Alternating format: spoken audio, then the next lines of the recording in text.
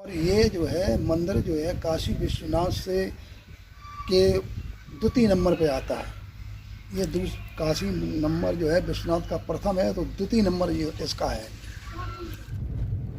जब हमने इस सिद्ध पीठ के बारे में सुना तो इस मंदिर को देखने की जिज्ञासा बढ़ती ही चली गई। आखिर वो दिन आ ही गया जब तपस्वियों के इस तप स्थल को देखने के लिए हम चल पड़े। गांव के प्रवेश द्वार के अंदर आते ही दूर से ही हमें मंदिर का गोपुरम दिखाई देने लगा। हम जैसे जैसे मंदिर के करीब पहुंच रहे थे, हमारी उत्सुकता उतनी ही बढ़ती जा रही थी। मंदिर का भव्य स्वरूप मन मोह रहा था और जब मुख्य द्वार पर पहुंचे तो विश्वास ही नहीं हो रहा था कि ऐसी एकांत जगह में इतना भव्य मंदिर हो सकता है। हालांकि 700 सालों की उम्र की दास्तान मंदिर की दीवारें कह रही थी, मगर इससे मंदिर की भव्यता तथा गौरव और गरिमा में कोई फर्क नहीं पड़ रहा था। मंदिर में गर्भगृह के दर्शन के लिए पुजारी जी हमें अपने साथ ले चले। गर्भगृह में कुछ श्रद्धालु भोले बाबा के दर्शन पूजन कर रहे थे, इसलिए हम गर्भगृह के चारों ओर के प्रांगण में स्थापित परमात्मा की प्रतिमाओं के दर्शन करने लगे। मंदिर का स्वरूप भारतीय मंदिर वास्तुकला का सुंदर उदाहरण था। चारों ओर खुला प्रांगण, मंदिर के चारों कोनों पर स्थापित देवी देवताओं की प्रतिमाएं, पूरा मंदिर एक प्रबल दैवी ऊर्जा से ओतप्रोत था। पंचमुखी श्री हनुमान जी की प्रतिमा के चरणों में जब झुका तो लगा जैसे हनुमान जी से कोई मौन संवाद हो रहा हो। पूरा मंदिर एक प्रबल दैवीय ऊर्जा से ओतप्रोत था।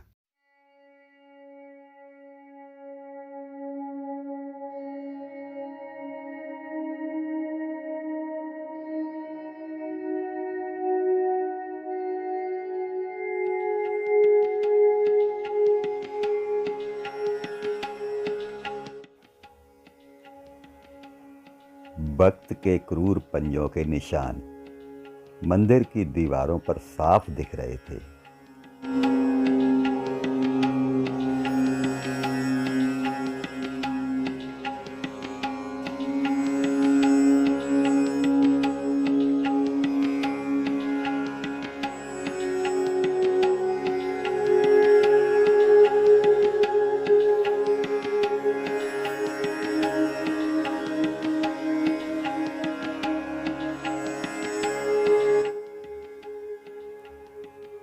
मगर इससे न तो मंदिर की ऊर्जा में कोई कमी आई और न ही श्रद्धालुओं की श्रद्धा में कोई कमी आई।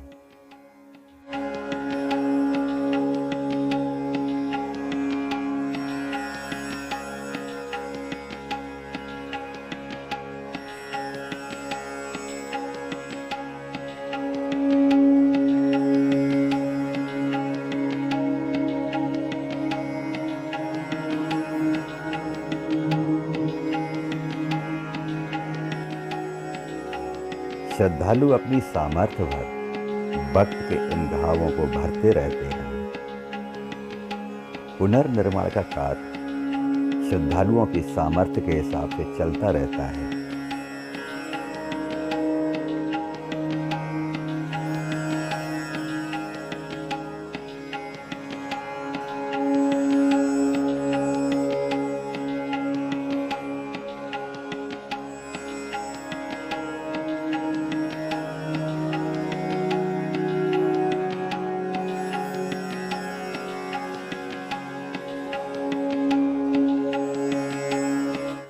और मंदिर अपनी भव्यता की छटा बिखेरता रहता है।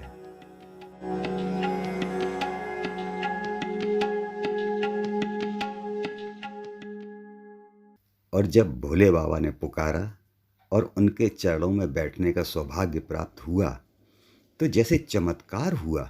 सांसारिक कचरे की जिस गठरी को सिर पर लादे रहता था, वह गठरी पता नहीं कहाँ खो गई।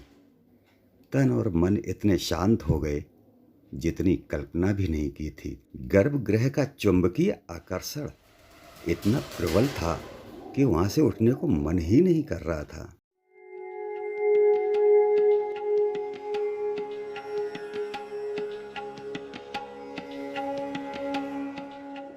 गर्भगृह के मंडप में अनेकों देवी देवताओं की प्रतिमाएं बड़े ही सुंदर ढंग से उकेरी गई थी। मंडप में कुशल शिल्पियों द्वारा उकेरी गई फूल पत्तियों की संरचना मन मोह रही थी। गर्भगृह के चारों ओर अनेकों देवी देवताओं की प्रतिमाएं आशीर्वाद देती हुई विराजमान थीं।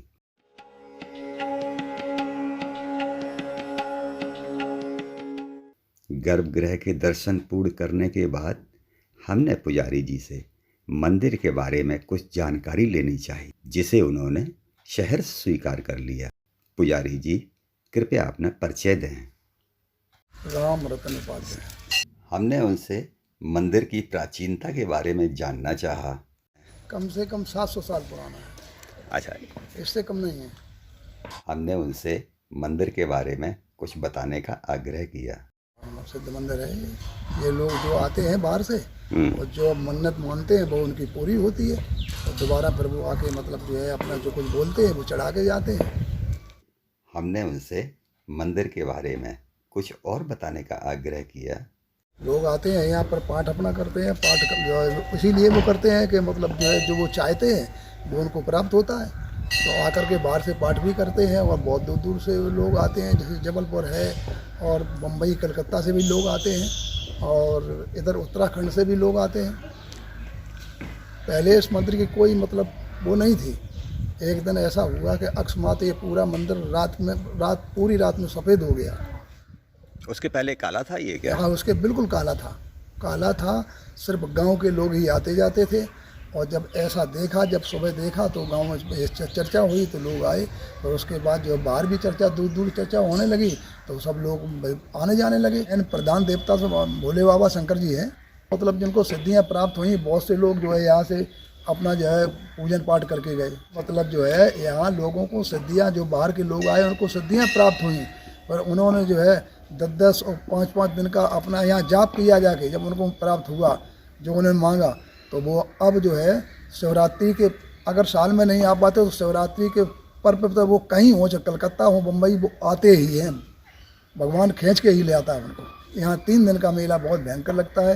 सावन के महीना में यहाँ हजारों कांवर चढ़ती हैं, कांवरतिया लेके आते हैं, उनकी सब मनोकामनाएं पूरी होती हैं। मंदिर के प्रांगण में ही पारिजात, या जिसे हरसिंगार भी कहते हैं, ऐसे दुर्लभ वृक्ष के दर्शन हुए। इसके बाद पुजारी जी ने हमें वो दृश्य दिखाया जिसकी हमने कल्पना भी नहीं की थी। हैरान कर देने वाला दृश्य था ये। ऐसे दृश्यों को देखने के लिए लोग पता नहीं कहाँ कहाँ की यात्रा करते हैं।